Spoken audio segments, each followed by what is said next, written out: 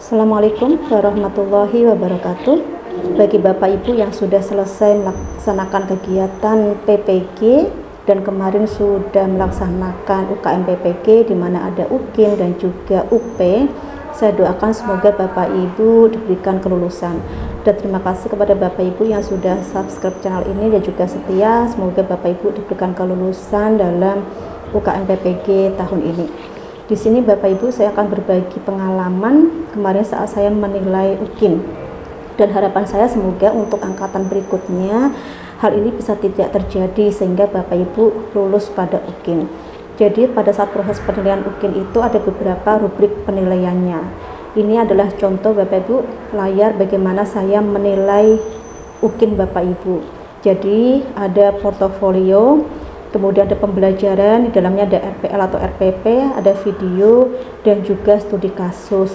Di mana studi kasus ini adalah kebijakan terbaru ya, dan kita sebagai penilai UKIN ternyata menilai UKIN untuk studi kasus itu pada UKIN Bapak Ibu. Jadi studi kasus masuk pada penilaian UKIN. Dan di sini Bapak Ibu kita harus melihat dengan seksama tugas-tugas yang sudah Bapak Ibu upload pada UKM PPG. Tentunya saat kita menilai kita melihat pada atau berpatokan pada rubrik penilaian. Dan rubrik penilaian itulah nanti yang menentukan nilai Bapak Ibu, apakah Bapak Ibu akan lulus UKIN atau tidak. Dan yang menilai adalah kita guru pamong dan juga dosen. Bapak Ibu, banyak hal yang saya temui saat saya menilai UKIN. Yang terakhir kemarin itu adalah ada file yang tidak bisa dibuka. Usahakan Bapak Ibu ketika nanti Bapak Ibu mengupload filenya itu sudah dibuka atau dibagikan ke semua orang sehingga tim penilai itu bisa membuka filenya Bapak Ibu. Sangat disayangkan apabila Bapak Ibu mengupload banyak sekali file tetapi kita tidak bisa membukanya. Bagaimana kita menilai apabila Bapak Ibu filenya tidak bisa dibuka, dan ini fatal Bapak Ibu.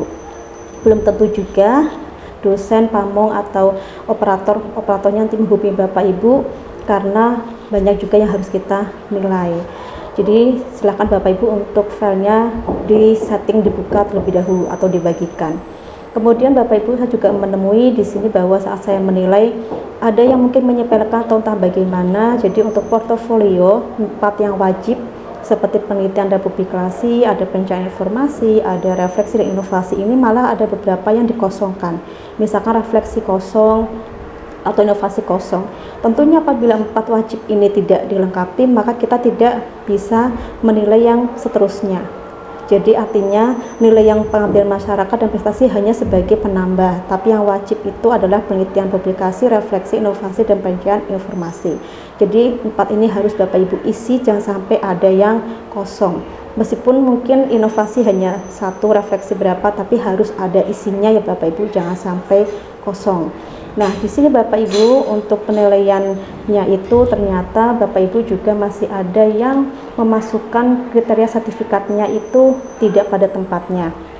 Saya menemui ada mahasiswa yang upload sertifikatnya itu ber-JP, misalkan 32 JP atau 40 JP, tetapi menguploadnya tidak pada tempatnya, tapi pada lokakarya atau seminar, sehingga nilainya pasti sangat rendah sekali. Yang harusnya bisa 1 karena di atas 32 JP, tapi karena masukannya pada lokakarya, seminar dan yang lainnya, maka gantinya jadi cuma 0,25 atau 0,35. Maka yang rugi adalah Bapak Ibu ya. Jadi silahkan berliterasi Bapak Ibu tempat mana yang sesuai, yang tepat untuk Bapak Ibu upload. Kemudian Bapak Ibu salah mengupload video atau mungkin Bapak Ibu salah dalam menaruh berkasnya. Ini juga banyak terjadi Bapak Ibu. Jadi saat saya buka ternyata yang harusnya RPL isinya video, yang video isinya RPL. Jadi seakan Bapak Ibu teliti lagi, dipastikan bahwa tempatnya atau rumahnya itu sudah sesuai. Jadi untuk apa video pada video, RPP atau RPL pada RPP atau RPL. Jangan sampai salah tempat. Kemudian juga saya menemui Bapak Ibu untuk sertifikat itu ada yang mengcopy punya temennya ganti nama, itu juga ada. Kadaluarsa artinya tahunnya itu sudah melebihi 3 tahun terakhir, itu juga ada Bapak Ibu. Jadi silahkan Bapak Ibu untuk sertifikatnya dipastikan 3 tahun terakhir dan juga tidak mengcopy punya teman, karena itu pasti akan ketahuan ya Bapak Ibu.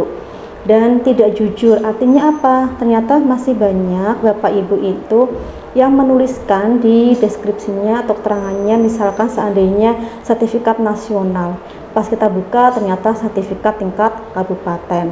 Ada juga buku yang diterbitkan oleh penerbit, pas kita cek ternyata hanya PTBK, PTK, dan Best Practice biasa aja, tidak menunjukkan publish di mana, kemudian di jurnal apa, itu tidak nampak. Jadi silakan Bapak Ibu isi yang sebenar-benarnya sesuai dengan data atau berkas yang Bapak Ibu upload. Artinya adalah Bapak Ibu, UKIN ini yang termasuk dalam UKM PPG, salah satu penilaian juga. Jadi silakan Bapak Ibu perhatikan, dan bagi angkatan nantinya berikutnya yang akan UKIN, dipersiapkan dari sekarang berkas-berkasnya, sehingga pada saat UKIN itu Bapak Ibu tidak kebingungan mencari berkas. Dan saya harapkan Bapak Ibu jangan sampai ada nama yang salah. Jadi saya menemukan ada itu PTK ya, namanya temennya, mungkin itu kopi punya temennya, namanya lupa tidak disalin. Nah, ini akan berakibat fatal juga. Jadi silakan Bapak Ibu lebih teliti dalam mempersiapkan UKIN, dan jangan sampai Bapak Ibu gagal. Karena apabila Bapak Ibu gagal pada UKIN, maka tentunya UKM PPG-nya Bapak Ibu gagal. Karena UKM PPG itu dinyatakan lulus apabila Bapak Ibu UKIN-nya lulus, UP-nya juga lulus. Demikian Bapak Ibu yang bisa saya sampaikan ke Bapak Ibu, semoga bisa untuk sharing, untuk masukan ke depan bagi Bapak Ibu yang akan melaksanakan UKIN, hal ini tidak terjadi. Terima kasih kepada Bapak Ibu, semoga apa yang saya sampaikan ini bermanfaat dan Bapak Ibu diberikan kelulusan. Wassalamualaikum warahmatullahi wabarakatuh.